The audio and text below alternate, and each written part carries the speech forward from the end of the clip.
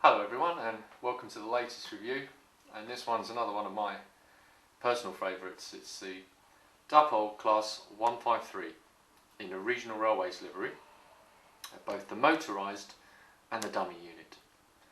Now these have been released by Dapol over the last year or two in quite a number of liveries. There's been East Midland trains, this regional railways and central trains, Northern Rail, Arriva Wales. And they've even announced a few more liveries in their most recent catalogue. These were converted from Class 150/2 locomotives, DMUs, and normally you would see them running around as single car units, but sometimes they were double-headed, and that's why they've made the dummy units available. Quite a lot of features on these. They are Dapol Platinum releases. So the high quality releases. They are DCC ready. They have profile wheels, a low friction mechanism, NEM coupler pockets. They come pre-fitted with Schaffenberg couplers, so they will couple up to converted units, like for instance my Class 158, which I've converted with Schaffenberg couplers, will couple up to this quite easily. And they also are light bar ready. If you're not familiar with these are LED strips which Dapol also make available, which can be clipped into these, also clipped into some of their newer Mark III coaches that they've been releasing in the last year or two, to light the interiors.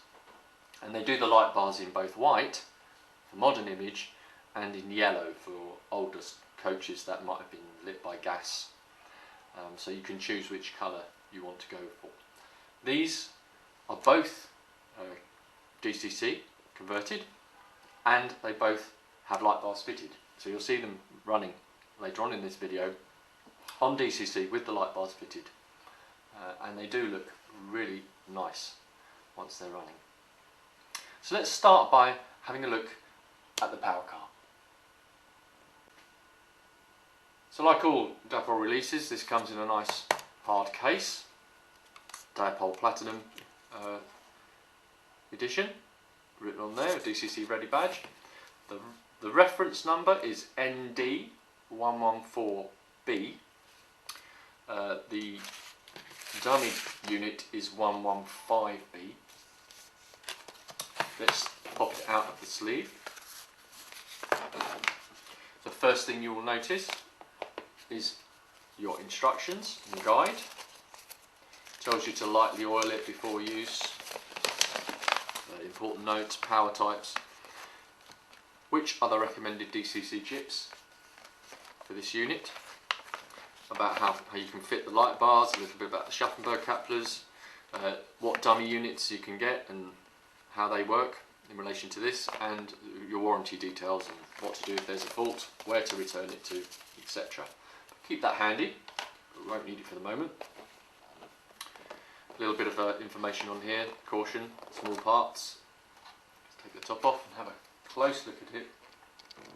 First impressions, it's beautiful. It's really stunningly modelled. Get a little detailing pack. In here are some air dams. This is the blanking plate as well here. It's obviously been removed because the DCC chip has been put inside. And one of the first things you'll notice is, unlike the Farish 150/1, which I looked at, which the motor covers about half of the body of the motor, the motorised car, or even the 158, where the whole of the body is taken up by the chassis. In this one, apart from a very small area at this end, you get full interior detail. You can see seats, you can see through. That's excellent. Let's get her out. Just need to manipulate this foam insert, which is not always very easy to do. Get a finger on the end and pull it out. Take the foam insert out first, and then remove the DMU from the foam insert,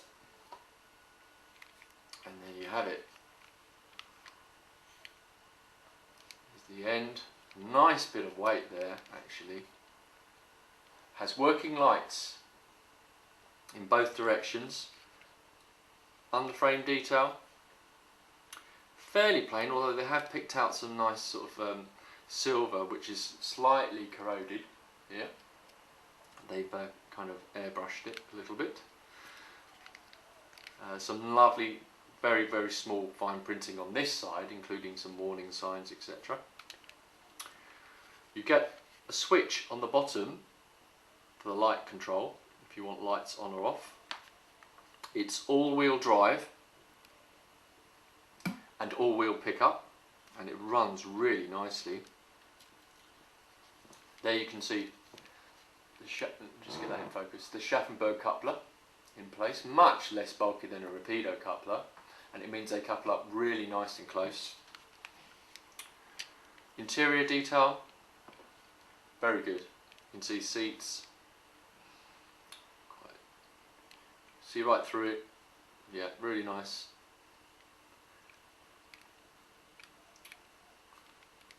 Roof detail, well, fairly plain but pretty accurate to the model. This one's 57377, 153377 on the front. And as you can see, you get detail on both ends, lights on both ends, because often these would run just as a single unit on cross-country services. So that is the power car. Let's have a look at the dummy. So here's the dummy, very similar in many respects. Again, we get information. Once again, a little detailing pack which has the air dams and the blanking plate in it at the moment. Let's pop this out.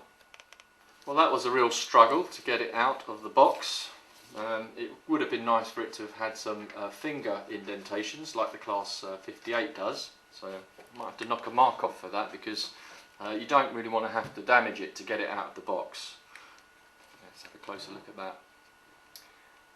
Lovely detail.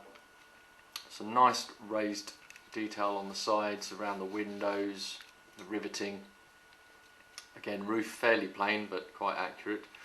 Again, all-wheel pickup, of course that's just pickup for current for the lights.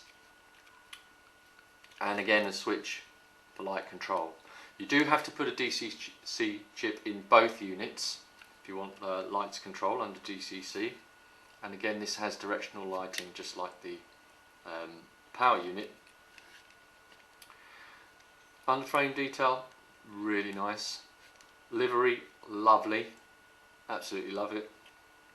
It's just Regional Railways, there's no Sprinter logo or anything like that, and it's really nice dark blue with the light blue and the grey and white. And then again on that side, pipe detailing, fitted Schaffenberg couplers, lovely. Let's put it on a piece of track with the other unit and just get the camera down real close and show you some real fine detail close up. Well, there she is on the track, and I think she looks stunning. That's the dummy unit. You can see all the interior detail there, underframe detail. Once again, apologies, this is as close as I can go and keep it in focus. There are the Schaffenberg couplers, which are pre-fitted on this model. You don't have to fit them yourself, and you get a nice close coupling gap. And that's the power unit. And once again, you do still get a lot of interior detail. It's stunning.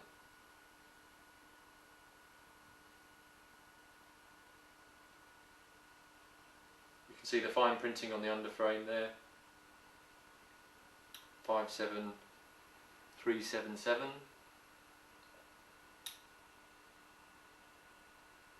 The detail around the doors with the overhead warning flashes at the top here, and all that riveting detail. It's really nicely done.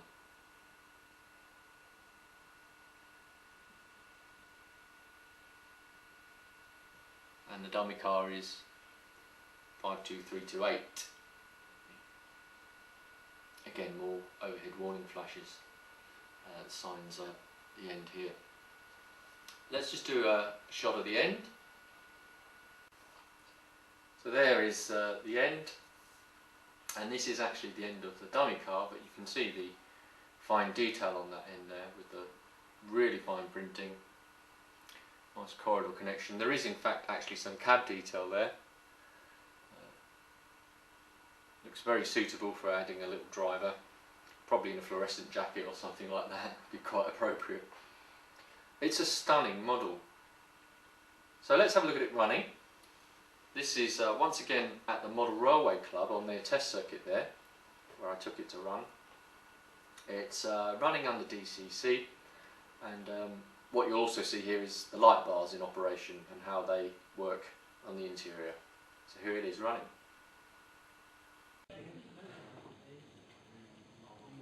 Great.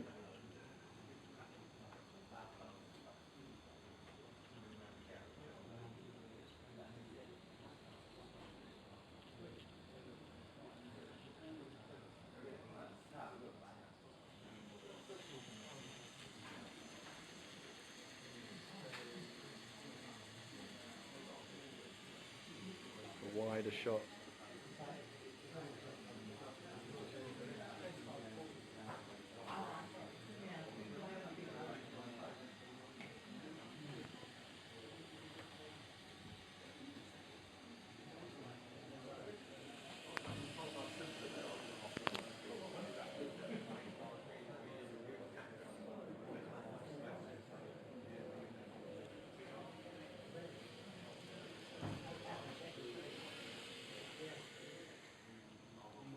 Great.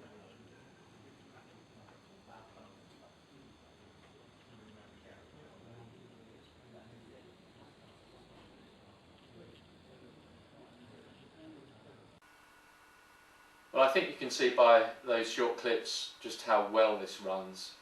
The light bars are probably a bit of a personal preference thing. Some people think they are a little bit bright, a bit unrealistic, but of course you don't have to fit them.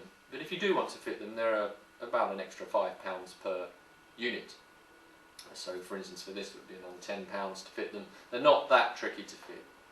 Well, my rating for this, it's a tricky one. I am really tempted to give this 10 out of 10 because I think this is the best, so far, the best ready to run DMU in N-gauge UK outline. It just shades the Farish Class 150 in terms of having the fitted Schaffenbergs, being light bar ready. The detailing is probably about the same level. Farish have done a little bit more with the underframe, so maybe they just edge it there, but I think in other ways the Dapol edges it. Being able to see the interior detailing in both units here, both the power unit and the dummy unit, is a definite plus. It runs beautifully, it's DCC ready, you've got control of the lights. It's well worth tracking down if you want to track it down. Price wise, you're going to expect to pay about £85 for the power unit and about 35 probably for the dummy unit. So a little bit more expensive than the Farish, but probably well worth the outlay, and available in lots of liveries. Mostly are privatisation liveries, but also obviously this one is a sectorisation, which is why it's gracing my roster. Well, thanks for watching this video. Hope you enjoyed it. There'll be lots more videos along soon, hopefully. I'm going to get back into doing some more guides, a bit of kit building, and not just reviews, which I seem to have been doing a lot of lately. So hope you'll be around to watch those. Please comment, rate or subscribe in the box below. Leave me any suggestions or requests. They're always good to see. Until the next time, thank you for watching this video. Hope to be back soon. Take care. See you soon.